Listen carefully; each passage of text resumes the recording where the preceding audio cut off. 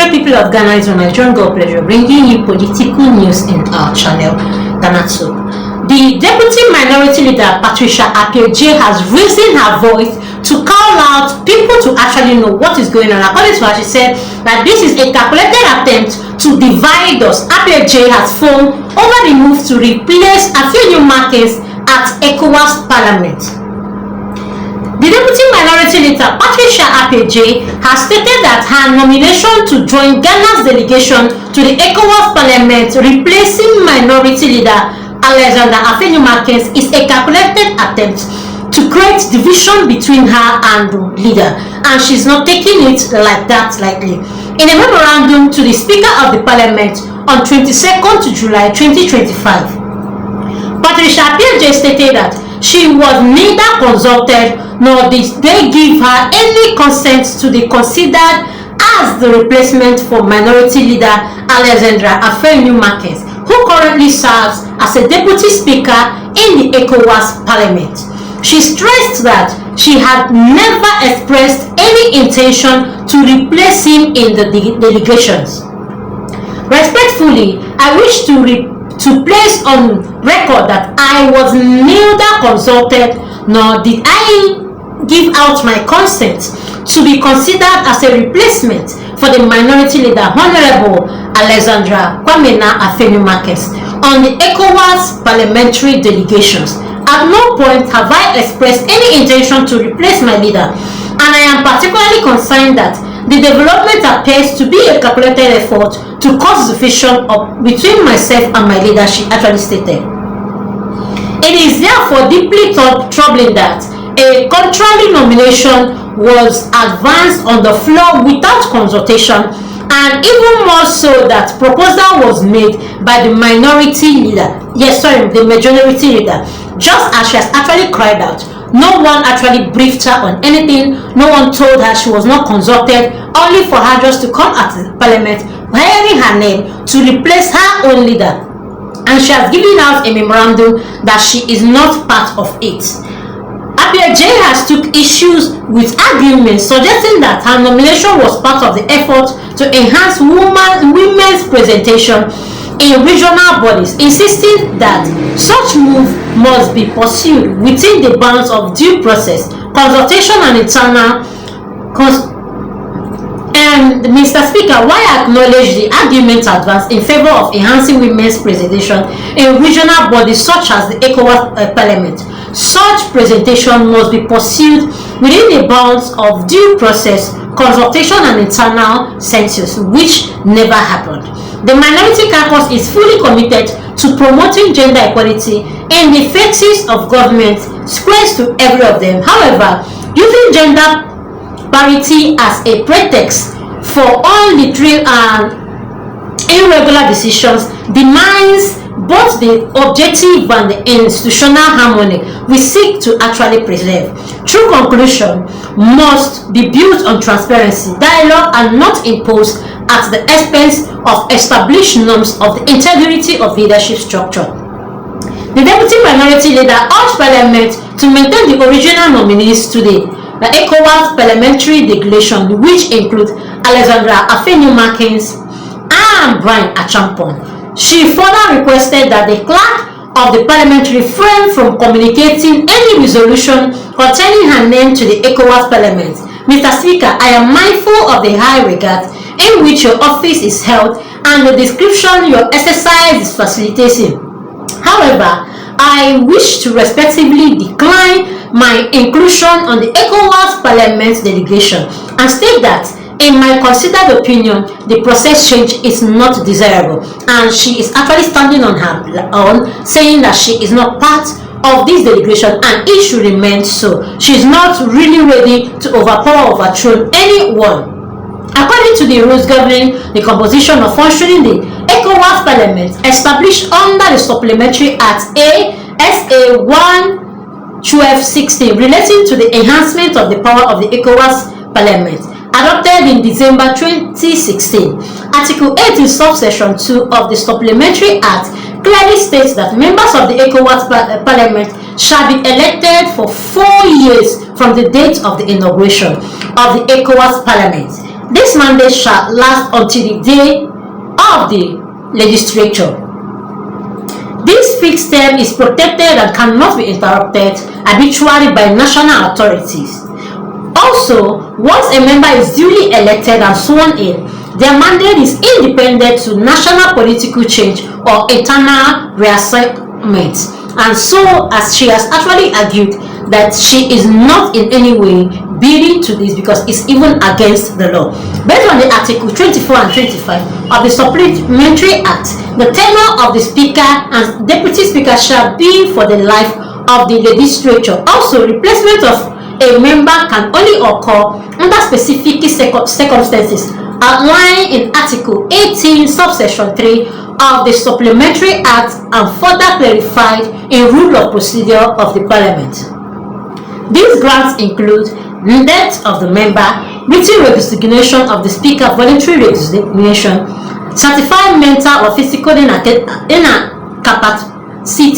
of performed or to actually perform his duties, resignation due to incapacities or stated at any act, removal of parliamentary due to any of the rules provided and the rules procedure, so non-election of the parliamentary laws. And she has actually given a memorandum stating that she is not backing off from any of this, and this actually came as the parliamentary votes to replace Afeni-Markins at ECOWAS Parliament, so that the deputy should actually take over.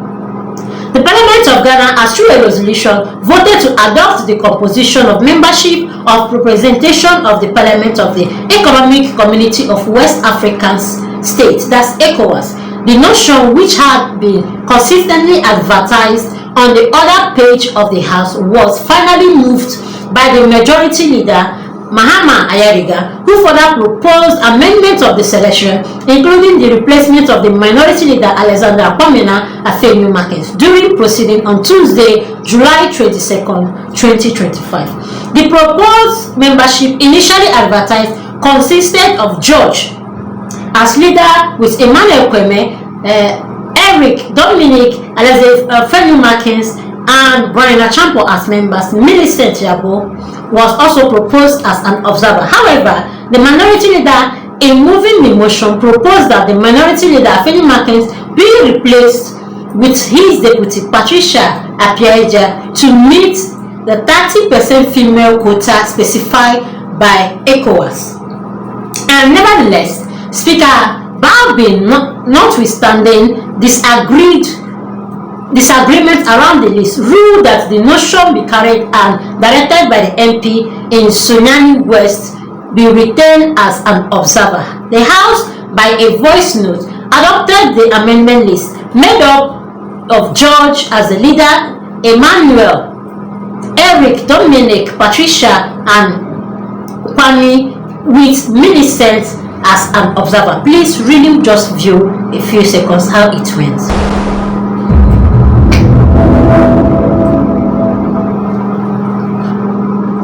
For the ECOWAS delegation, we have Honorable George Kweku Ricketts Hagan as the leader of the delegation.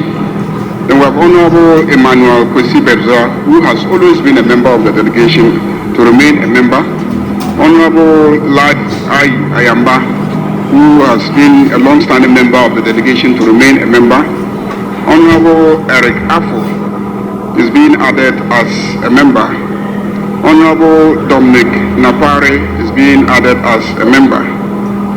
Mr. Speaker, it captures Honorable Alexander Kwamena Afeni-Markins Osahin as a member. Honorable Kwame Aimedu Enchi as a member. Honorable Brian Achampong as a member. And the discussion was to include Honorable Millicent Yeboah Amankwa as an observer.